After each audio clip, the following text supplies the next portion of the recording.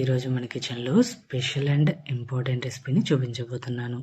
Important అని ఎందుకన్నాను అంటే జర్నీలు వాంతులు అయ్యే వారికి లేదా తిన్న వెంటనే వాంతులు అయ్యే వారికి ఈ కషాయం అనేది యూస్ఫుల్గా ఉంటుందండి. మరి లేట్ చేయకుండా స్టార్ట్ చేసేద్దాం. ముందుగా ఏదైనా ఒక కప్పుని కొలతగా తీసుకోవాలండి. ఇక్కడ నేను ఒక చిన్న గ్లాసుని కొలతగా చూపిస్తున్నాను. మీరు ఏదైనా ఒక కప్పుని కొలతగా తీసుకోవచ్చు. ఈ కప్పులోకి 5 నుండి 7 స్పూన్ల వరకు బియ్యాన్ని తీసుకోవాలి. మనం రెగ్యులర్గా ఇంట్లో ఏ బియ్యాన్ని అయితే వాడతామో అదే బియ్యాన్ని తీసుకోవచ్చు. ఈ కషాయానికి ఎక్కువ ఇంగ్రీడియంట్స్ కూడా ఏం పట్టవండి. ఓన్లీ 3 ఇంగ్రీడియంట్స్తో మన కషాయం అనేది రెడీ అయిపోతుంది. అలానే మనకి చాలా హెల్ప్ఫుల్గా కూడా ఉంటుంది. ఇలా కప్పులోకి బియ్యాన్ని తీసుకొని దీనిని ఒక బౌల్లోకి వేసుకుందాము. అలానే కొద్దిగా వాటర్ వేసుకొని బియ్యాన్ని వాష్ చేసుకుందాము. మనం ఇంట్లో బియ్యాన్ని రెగ్యులర్గా ఎలా వాష్ చేస్తామో అలా ఫస్ట్ సారి వాష్ చేసుకోవాలి. ఇలా వాష్ చేసుకొని వాటర్ని వంపేసుకోవాలి. చూడండి, ఈ విధంగా బియ్యాన్ని ఒకసారి శుభ్రంగా కడిగి తీసుకోవాలి. ఇలా బియ్యాన్ని ఒకసారి కడిగి తీసుకున్న తర్వాత దీనిలోకి 2 కప్పుల వరకు వాటర్ని వేసుకోవాలి. మనం తీసుకున్న 5 నుండి 7 స్పూన్ల వరకు బియ్యానికి 2 కప్పుల వాటర్ అనేవి సరిపోతాయండి. 2 కప్పుల వరకు వాటర్ని వేసుకున్న తర్వాత బియ్యంలోని సారమంతా వాటర్లోకి ఇంకిపోయేలాగా బియ్యాన్ని కడగాలి. మా బాబుకైతే జర్నీ అస్సలు పడేది కాదండి. జర్నీ చేస్తే చాలు ఫుల్గా వాంతులయ్యేవి. అలాంటప్పుడు ఈ కషాయాన్ని చేసి ఇచ్చాను. చాలా హెల్ప్ఫుల్గా అనిపించింది. ఇలా జర్నీలో ఇబ్బంది పడేవారికి లేదా తిన్న వెంటనే వాంతులయ్యే వారికి లేదా ఎటువంటి వాంతులైనా సరే ఈ ఒక్క కషాయంతో చెక్ పెట్టేయచ్చండి. ఇలా శుభ్రంగా కడిగిన తర్వాత ఈ వాటర్ని వేరొక బౌల్లోకి బియ్యం లేకుండా వార్చుకోవాలి.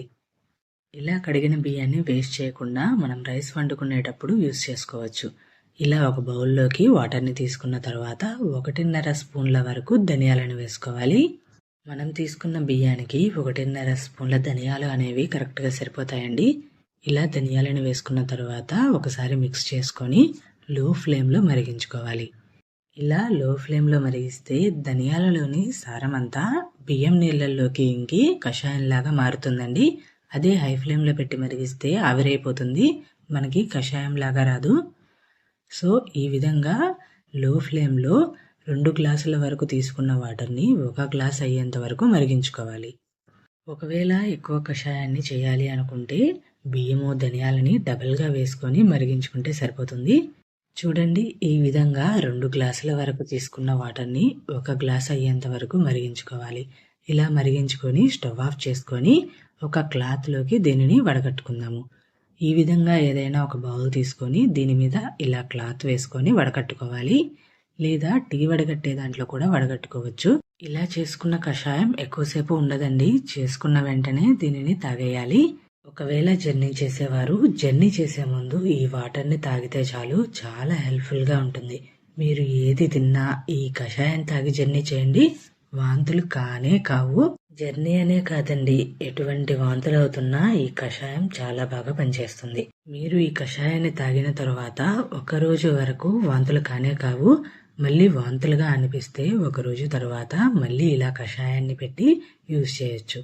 ఇలా వడకట్టుకున్న కషాయాన్ని ఒక బౌల్లోకి తీసుకుందాము. పిల్లలకనే కాదండి, పిల్లలకైనా పెద్దలకైనా ఎవరికైనా సరే ఈ కషాయం చాలా హెల్ప్ఫుల్గా ఉంటుంది.